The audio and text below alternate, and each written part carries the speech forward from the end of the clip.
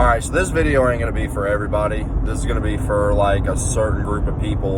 You know, it's football related, so, I'm going to be talking about the Panthers real quick. Alright, well, I'm in a bunch of forums on Facebook when it comes to the Carolina Panthers. I like to talk to a lot of the fans and just kind of, just get everyone's general opinion, to be honest with you.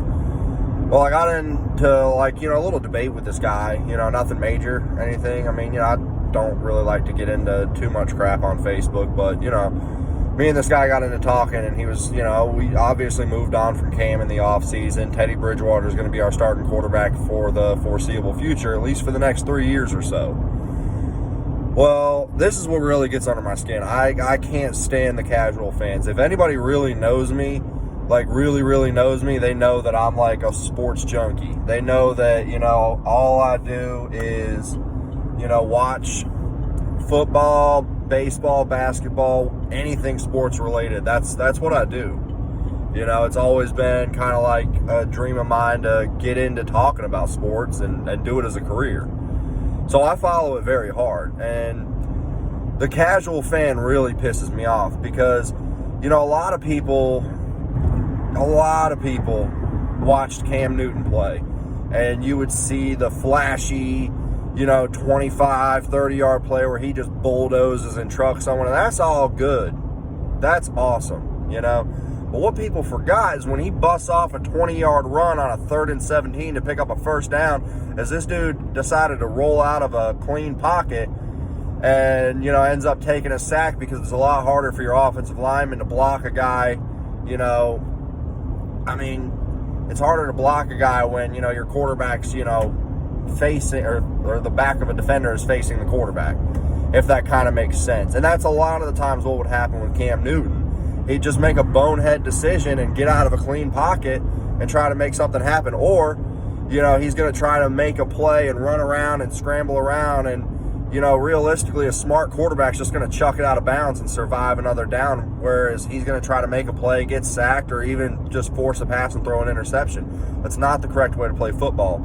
Is it good that you can be mobile? Yeah, Russell Wilson does it. I've seen Aaron Rodgers do it. But a lot of their things is they're moving around to find a pass, and if nothing works, they're just going to throw it out of bounds, whereas Cam will extend a play to the point of where he is going to mess up so bad, throw an interception, or whatever, take a sack and a huge loss. A lot of people don't really see that. Well, why, in my opinion, is Teddy Bridgewater going to be better than Cam Newton? Now, I will give it to Cam Newton. The man was probably the most athletic quarterback to ever play the game. Probably the most athletic football player to ever play the game.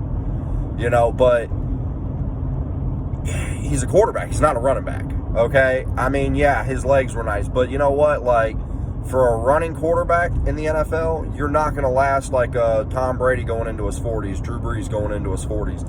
You're looking at he's at the tail end of his career if he's going to keep playing the way he does. And, they were trying to make him a pocket passer, someone who looks for the pass more, and that's just not his game. He is a running quarterback. He needs his legs to be elite and to be a threat. Once you take those away and you make him a passing quarterback, he is a subpar average quarterback. The dude completes 59% of his passes, whereas Teddy Bridgewater has a career completion percentage of 65%. Now, I understand that Teddy Bridgewater got hurt, missed 2 years of football. He played very well for his rookie season. People try to sit there and say, oh, Cam Newton didn't have receivers around him. Neither did Teddy. Teddy Bridgewater had 1 year of Greg Jennings. If you're a diehard football fan, you know that Greg Jennings was a phenomenal wide receiver. He had him for 1 season. All right, Cam Newton had Steve Smith for 1 season. The one thing about both, the one thing that these guys both have in common is the 1 year they had a great receiver was their rookie season. All right, Teddy Bridgewater fought his way back into the NFL. He missed 2 seasons, became, the backup quarterback for the Saints, and he got his shot last year. Drew Brees went down, and for a 5-game stretch, Teddy Bridgewater was phenomenal. Okay? The man's accurate, a lot more accurate than Cam. The man is very smart. He's a very intelligent quarterback. Coming out of the combine, he was one of the smarter quarterbacks coming out and had a better football IQ than Cam Newton ever could have dreamt of having. Then you start looking into other different things. I mean, the man checks down. Cam Newton constantly would not check down receivers. When he came into the NFL, they had to dumb the playbook down for him. It was, look at your first read. If you feel like you can look at your second read, don't want to head and do it. But if you can't, just take off and run. And that's how Cam Newton survived in the NFL for so many years. And it gets to a point where you need to be, then we ended up getting Christian McCaffrey, so he did have an extra option to check down to. And that's why that boy got force-fed the ball. Kyle Allen did the same thing last year, all right? But the problem with Cam Newton is he was constantly fixing his mechanics. That's all I heard every offseason. Oh, we're working on Cam Newton's mechanics. We're working on his mechanics. All right, well, he had awful mechanics. He was constantly throwing off his back foot. He failed to check down receivers. The man had no finesse, all right?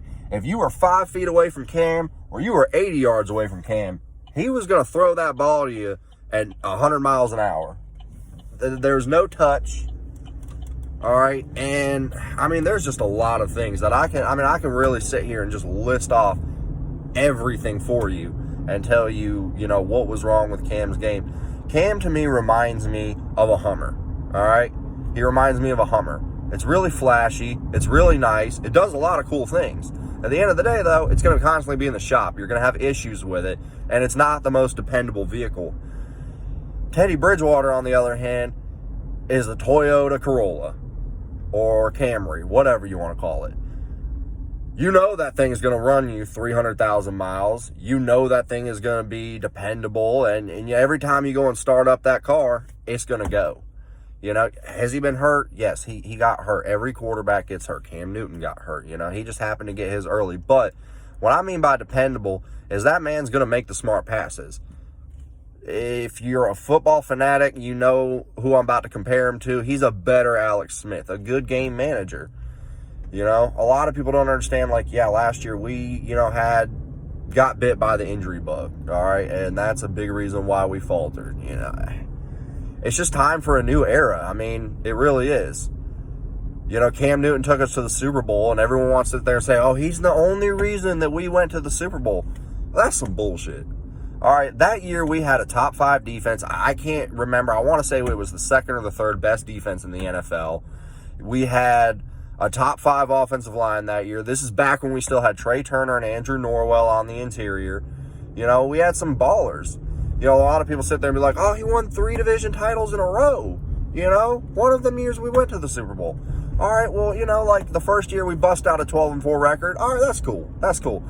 The next year, he gets in his car wreck. We go 7-8-1. 7-8-1. That's a shit record. We were in the worst division that year, and I'd be embarrassed to make it to the playoffs. We did end up getting a playoff win that game. How? I don't know. All right, but what a lot of people really forget is we were 2-8-1. No, we were 3-8-1 entering the last 4 games of the season. All right, Cam Newton's coming back from his car wreck that, he had. A lot of people, he willed us to the playoffs. He willed us to the playoffs. What y'all really forget is that we put together a ragtag secondary that somehow worked. That's how Trey Boston got his start. Ben Wickery came in there and had a really great season and even helped us out in the Super Bowl run the following year, and he just fell apart after that. That's when Josh Norman got his start. These are some guys like Trey Boston still plays on the Panthers to this day. He left for a little bit, but he's still a very, very solid player. And Josh Norman just happened to fit our system. After that, he really didn't have a whole lot of success. But, and a lot of people forget, our defense is the main reason why we were very relevant and a very prominent team in the NFL for so long.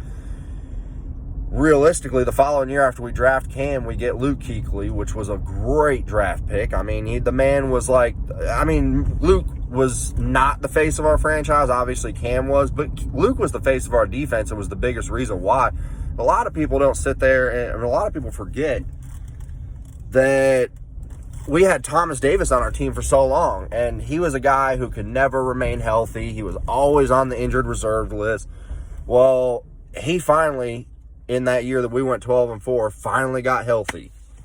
He finally was able to get healthy. We finally had, a guy that, we finally had a guy that we could pair with Luke, and it worked. It worked, okay? But as our defense started to decline, as our run defense went down, we started to notice exactly what Cam was. He's not going to be the type of guy that's going to be able to lead a franchise.